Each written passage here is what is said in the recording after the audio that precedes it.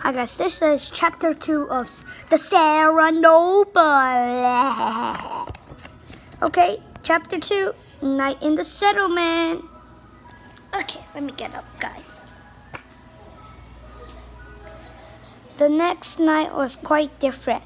They came at sundown to a settlement.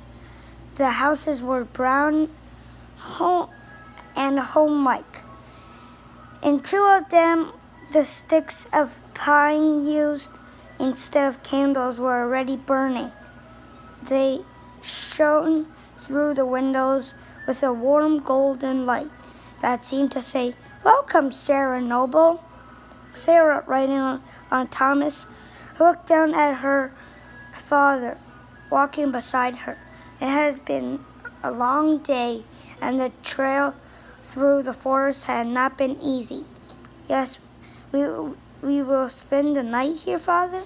"Yes," said her father, "and you will sleep safely in a warm house." Sarah sighed with pleasure. "Let me down and let me walk, Father. Poor Thomas carries so much. He should not carry me too far."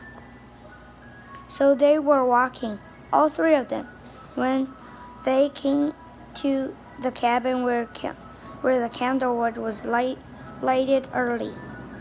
They knocked. The latch was lifted, and a woman stood in the doorway, looking at them.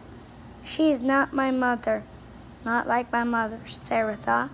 Her face is not like a mother's face. Still, the woman stood and looked at them. "Good evening," said Sarah's father. "I am John Noble from Massachusetts Colony, and this is my daughter, Sarah.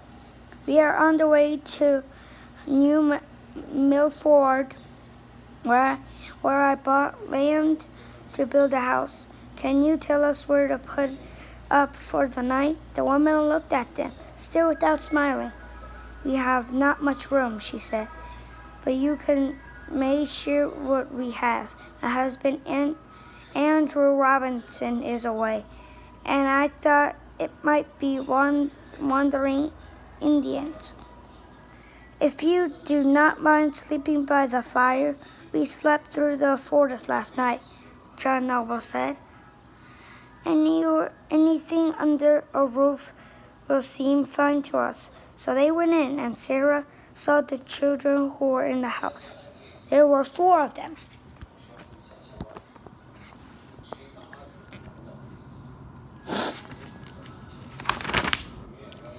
Two boys and 2 girls, all staring at Sarah with big round eyes.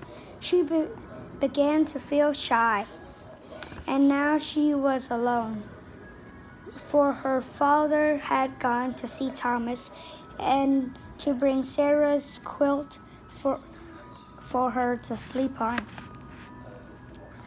"Be seated," said Mistress Robin. "You are welcome to share what we have. Lemuel, Abigail, Robert, Mary, this is Sarah Noble." Sarah smiled timidly at the children. Take off your cloak, Sarah." But Sarah held it closely. "If you do not mind," she said, "I will keep it. I am a little cold." The children laughed. Sarah sat down at the table, and in a few minutes her father was with them.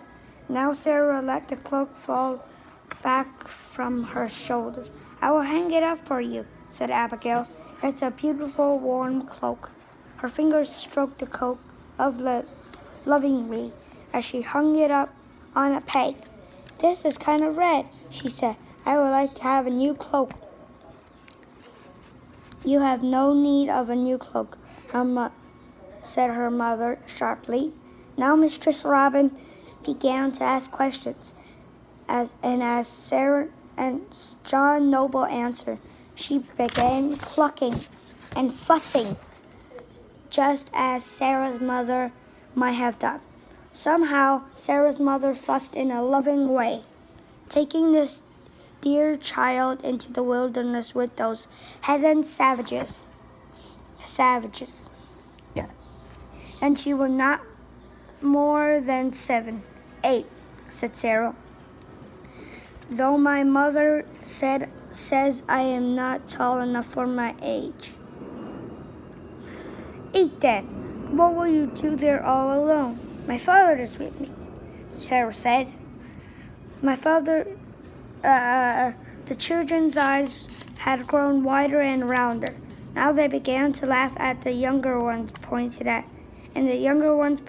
Sarah. She is going to live away off in the woods. Indians will eat you, Mama said, and smacked his lips loudly. They will chop your head, little Robert added with a bit wide, innocent smile. They will not hurt me. My father says the Indians are friendly. They will skin you alive. That was Limo. I have heard that they are friendly, Mistress Robin put in quickly. The men who brought the land gave me a fair price and promised they might keep their right to fish in Great River, said John Noble. They will chop your head, said Robert, and made chopping motions with his hand. Sarah felt a little sick. This was the worse than wolves in the night. Her brothers do not like these boys.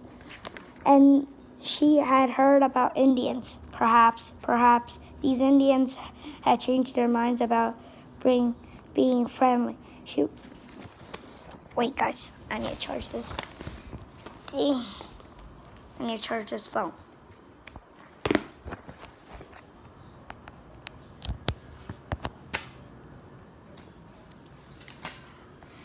But you are warm. I am a little cold now. Mistress Robin put the cloak over Sarah.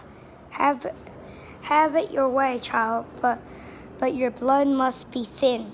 Sarah caught a fold on the cloak in her hand and held it tightly. As she closed her eyes, she could see pictures against the dark. They were not comfortable pictures. Before her were miles and miles of trees dark and fearful, trees crowding against each other, trees on and on, more trees and more trees. Behind the trees were men moving. Were they Indians?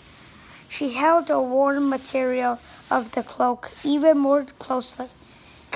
Keep up your courage, Sarah Noble.